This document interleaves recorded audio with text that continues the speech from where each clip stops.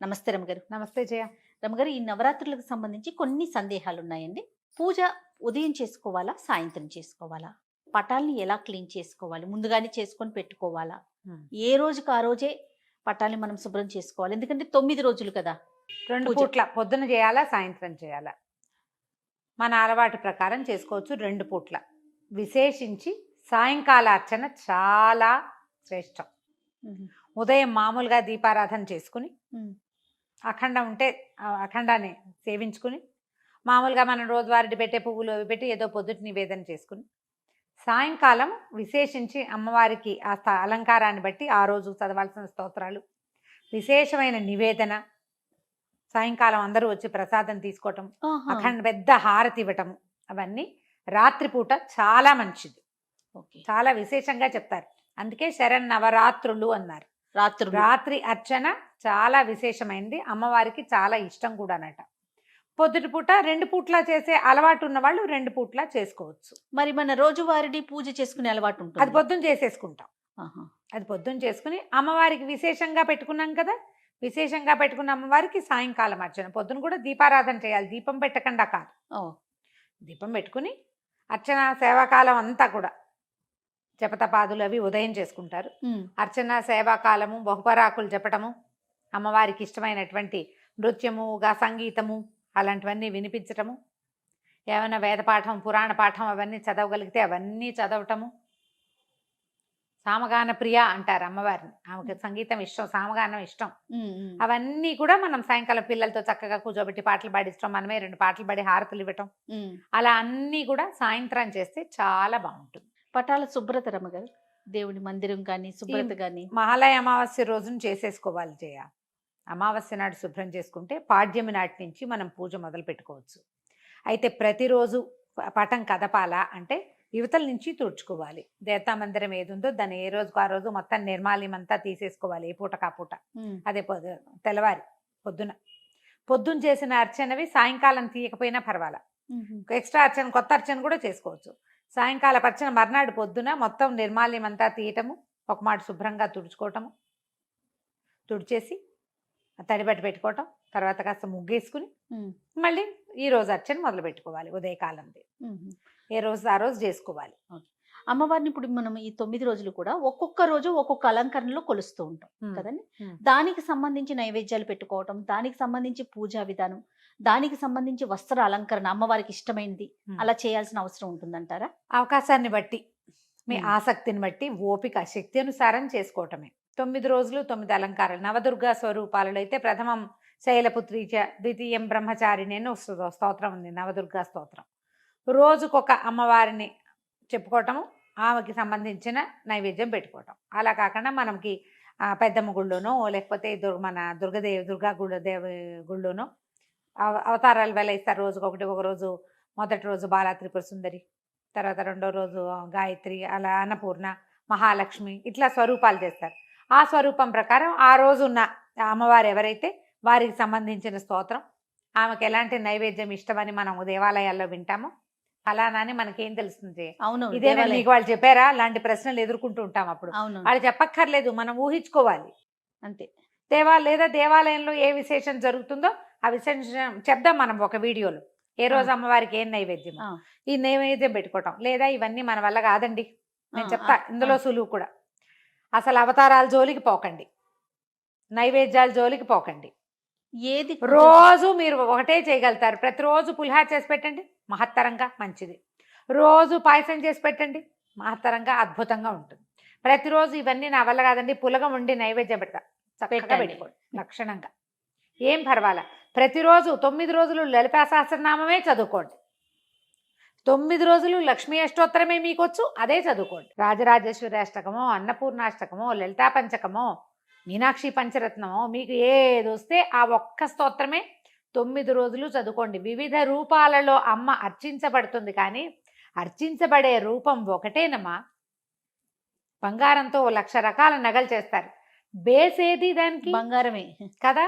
అమ్మే ప్రధానం. ఆమె ఎక్కడ ఏ స్వరూపంలో ఉన్నా నువ్వు ఏది పాడినా ఆవిడ తీసుకుంటుంది. అంతే అంతే. మీ ఓపికను బట్టి చేసుకోండి. చేయగలిగామా ఇవన్నీ చేయండి. రోజుకు ఒక అలంకారము, ఆ గుళ్ళో చెప్తారు ఫలానా అలంకారం అని, దానికి సంబంధించిన స్తోత్రాలు శుభ్రంగా స్తోత్ర నిధి యాప్ డౌన్లోడ్ చేసుకున్నారంటే దొరికేస్తుంది. అష్టోత్తరం చదువుకోండి. ఏ నైవేద్యమో గుళ్ళో బోర్డు మీద రాస్తారు, పెట్టేయండి. లేదా మేము చెప్తాం, మమ్మల్ని చూసి ఫాలో అవ్వండి. Right right. అంతే. అయితే ఇక్కడ ఒక అనుమానం రమ్మగారు, ఉమ్. ఎక్కడ ఫాలో అవ్వాలి? ఇప్పుడు మనకి విజయవాడ కనకదుర్గమ్మకి ఒకలాగా చేస్తారు 9 రోజులు, ఇక్కడ మన తెలంగాణ పెద్దమ్మ తల్లికి ఒకలాగా చేస్తారు, మన సాంప్రదాయం ఒకటి ఉంటుంది. ఇప్పుడు ఈ ప్రశ్నలు ఎక్కువైపోతున్నాయి కదా, అనుమానాలు చాలా పెరిగిపోతున్నాయండి. ఎవరిని ఫాలో అవ్వాలి? మొదట మీ సొంత సాంప్రదాయం మీ ఇంట్లో ఏదైనా ఉంటే అది, లేదా మీ ఇష్టదైవం, మీరు శ్రీశైలం వెళ్తారా ఎప్పుడు, భ్రమరాంబికని ఫాలో అవ్వండి. ఆవిడకి ఏం చేస్తారో అవి చేసుకోండి. మాకు మళ్ళీ మేము బెదవాడ నుంచి వస్తూ వెళ్తూ అమ్మ వచ్చి పిలుస్తోంది, అమ్మని పరిగెత్తుతాం, పైకి కొండెక్కేస్తాం. అలా కావాలంటే కనకదుర్గ గుళ్ళో ఏం చేస్తారో అది చేసుకోండి. మనం హైదరాబాద్లో ఉన్నాం, పెద్దమ్మ తల్లే మనకు ఆరాధ్య దైవత. ఇదంత కళ్ళతో ఎలా చూస్తుందో ఆవిడ, కదలనివ్వదు అటు ఇటు. భలే ఉంటాయి కళ్ళు, అవునండి కళ్ళు. అవునవును. ఆమెను ఆరాధించి తలుచుకున్నారా, ఆమె గుళ్ళో ఏం చేస్తారో అలా చేయండి. అసలు అనుమానాలు ఏమిటి, మీరు ఏది తీసుకుంటే అదే. కాకపోతే పంచకోళ్ళ కషాయం చేయబోకండి. ఒకటి ఒక్కళ్ళని ఫాలో అవుట్, వీళ్ళు చెప్పాక మొదలుపెట్టి వాళ్ళు చెప్తే అమ్మో అదేంటో చేస్తే బాగుంటుందేమో అనుకోకూడదు. ముందేం మొదలు పెట్టామో యాంటీబయాటిక్ ఏ డోసు మొదలు పెడితే ఆ డోసు వేసి కంప్లీట్ చేయాలి. రమ్మగారు, ఇప్పుడు మనం రోజువారీ చేసే పూజలోనే మనం దుర్గమ్మని పెట్టుకొని ఈ నవరాత్రులు పూజించవచ్చా, లేకుంటే విడిగా పెట్టుకోవాలండి? మనం చేసుకునే విధానం చేయ, మనకి ఇంట్లోనే అమ్మవారి దుర్గో లేకపోతే ఏదో లలితాదేవో ఉన్నారనుకో, అక్కడే అర్చన చేసుకోవచ్చు. మీరు అలా కాదు విడిగా చేస్తాను ఈ అర్చనే అంటే విడిగా పక్కన ఓ పీటేసి, పీటకు చక్కగా పసుపు రాసి బొట్టు పెట్టి, పీట మీద ఓ ముగ్గేసి, కాస్త బియ్యం పోసి, ఒక కొత్త వస్త్రం ఏదైనా వేసి, దాని మీద ఓ లలితదో దుర్గదో మీరు ఏ ప్రతిమా విశేషాన్ని అర్చించదలుచుకున్నారో ఆ వారిని అక్కడ స్థాపించండి.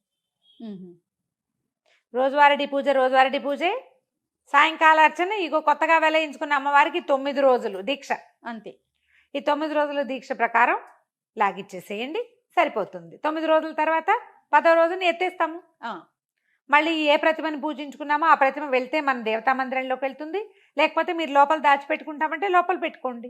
ఏటా మళ్ళీ దసరాలప్పుడు తీసుకోవచ్చు. ఓకే. ఎందుకంటే కానీ రమ్మగారు నిమజ్జనాలు కూడా చేస్తూ ఉంటారు కదా, మనం చెయ్యం. మనం చెయ్యం, కానీ కొన్ని ప్రాంతాల్లో చూస్తూ ఉంటాం. అక్కడ బెంగాల్లో చేస్తారు. వాళ్ళు ప్రతిమని తయారు చేసుకుని మన వినాయకుడిలాగా విసర్జన చేస్తారు. దుర్గా విసర్జన ఉంటుంది వాళ్ళకి, మనకి విసర్జన లేదు.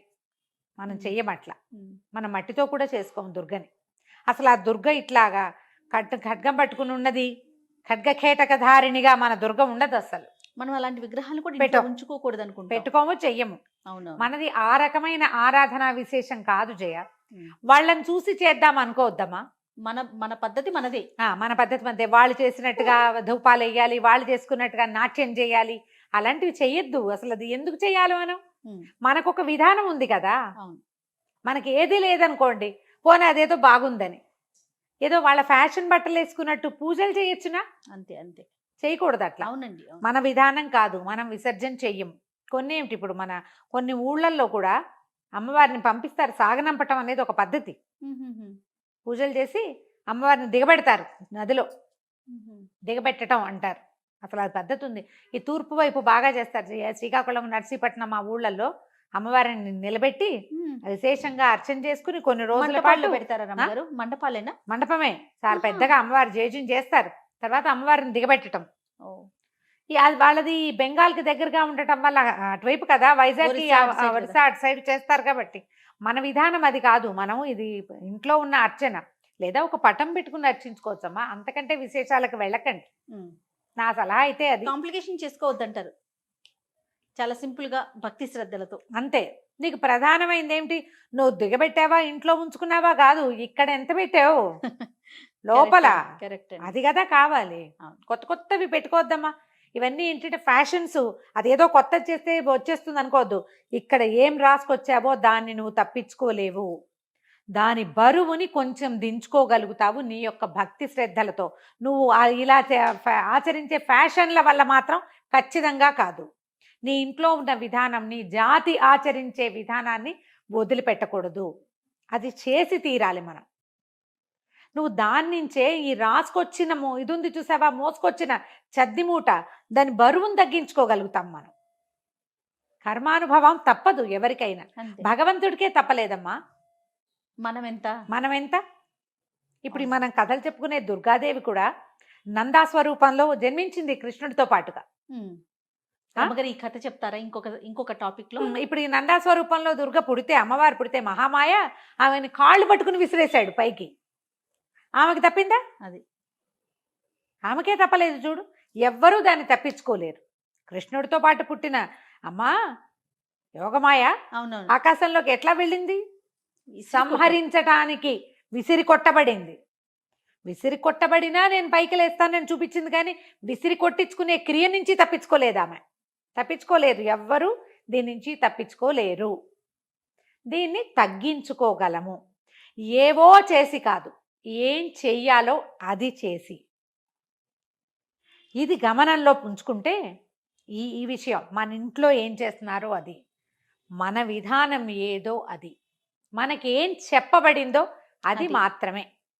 అవి చేస్తే అవి నువ్వు ఎంత భక్తి, ఎంత శ్రద్ధ, ఎంత తపస్సుతోటి అది చేస్తావో అప్పుడు దాని నుంచి నువ్వు బయటపడతావు. తప్పకుండా ఇదే రమ్మగారు. పద్ధతి పెట్టుకోవాలి మనం. ఖచ్చితంగా రమ్మగారు, ఖచ్చితంగా. నమస్తే.